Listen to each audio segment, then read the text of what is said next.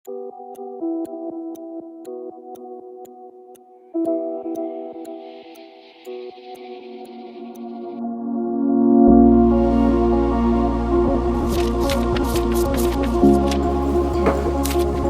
everyone, I am Angel May Caban and this is my mother, Rochelle Caban. So, first question, who is Jose Rizal? Uh, Doc- Dr. Rizal is our national hero and the one who wrote the novels No Limitang Hiri and El Filibusterismo.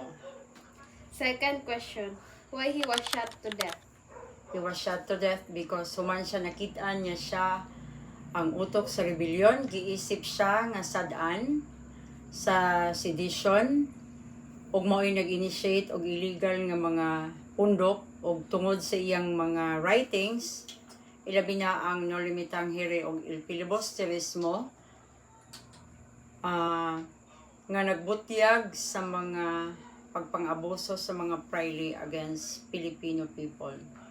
Third question, why he is our national hero? Dr. Jose Rizal is our national hero.